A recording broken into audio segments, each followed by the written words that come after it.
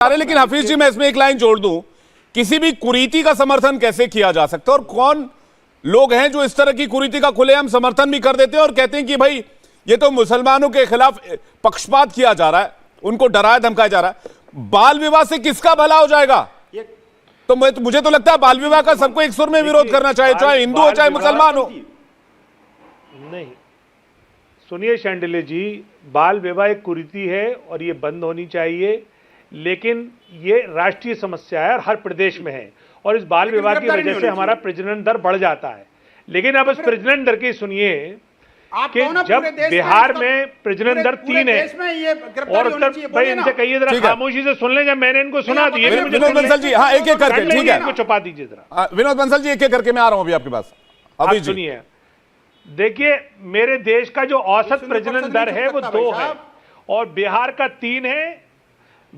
3 है और उत्तर प्रदेश का 2.4 है और आसाम का 1.9 है। सवाल यह है कि जो राष्ट्रीय प्रजनन दर औसत है उससे भी कम है आसाम का। इसका मतलब यह है कि अकेले आसाम में ये इशू नहीं है, ये इशू पूरे देश में है। ये अपने गांव में स्टेशनरी बिजनेस शुरू करके हर महीने 2 लाख कमा रहे हैं। आपके गांव में भी ये करना है तो फ्रीडम ऐप को अभी डाउनलोड कीजिए। तो जब पूरे देश में है, वहाँ पे भी भारतीय जनता पार्टी की सरकारें हैं, ये उत्तर, ठीक है विनोद बंसल जी, मैं विनोद बंसल जी एक एक करके, विनोद बंसल जी एक एक करके, ठीक है विनोद बंसल जी एक एक करके। इन्हें बोलने की बीमारी कलीमुल हफीज जी चुपेंगे नहीं, कलीमुल हफीज जी उनका, मैं विनोद जी एक सेकंड, हाँ बोलिए आप। उनका सवाल सीधा है कि बाल विवाह का प्रजनन दर से आप उसको कनेक्ट कर रहे हैं, आप कह रहे हैं और राज्यों में भी ये समस्या, सिर्फ असम में कार्रवाई क्यों हो रही है? आपका जवाब पूरा कीजिए, फिर मैं संगीत रागी जी से जवाब लूंगा। बोलिए। हेलो, हाँ बोलिए। शायद फोन कट गया, को तर्क गढ़ रहे हैं। मुझे लगता है उनका फोन कट गया है। संगीत रागी जो कह रहे हैं प्रजनन दर का हवाला दे रहे हैं, मैं तो सीधा सवाल पूछ रहा हूं।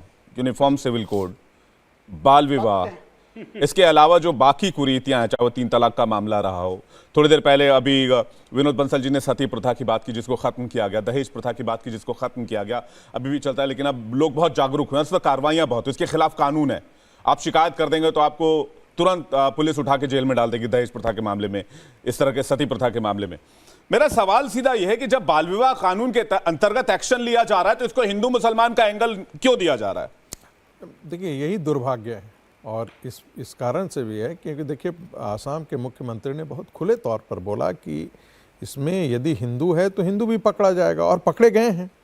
जो पंडित हैं जिन्होंने ऐसे शादी को करवाया वो भी पकड़े जा रहे हैं, मौलाना हैं वो भी पकड़े जा रहे हैं। तो ऐसी स्थिति में एक मुझे लगता है कि एक बहुत बड़ा साहसिक निर्णय है हेमंत बिस्वा शर्मा का। बाकी मुख्यमंत्री जो हैं वो डर करके ऐसा नहीं करते हैं, उन्होंने कहा किया है, इसलिए वो बहुत साधुवाद के पात्र हैं, धन्यवाद के पात्र हैं।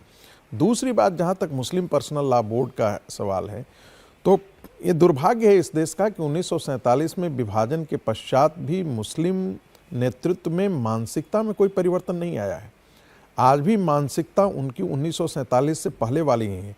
वो आज भी चाहते हैं कि इस टूटे हुए बंटे हुए भारत में भी हम सरिया से इस देश को चलाएं, इसीलिए उनको वो जो है वो पर्सनल लॉ बोर्ड को लेकर के और पर्सनल लॉ को लेकर के इतने आक्रामक हैं। ये अपने गांव में स्टेशनरी बिजनेस शुरू करके हर महीने 2 लाख कमा रहे हैं। आपके गांव में भी ये करना है तो फ्रीडम ऐप को अभी डाउनलोड कीजिए।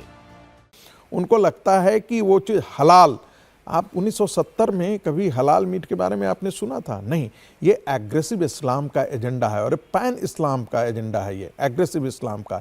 इसके तहत जो है वो आपको कुरान को पढ़ करके और कोई सर्टिफाई कर रहा हो कि भाई ये चीज़ें जो है वो हलाल है और ये चीज़ें हराम है।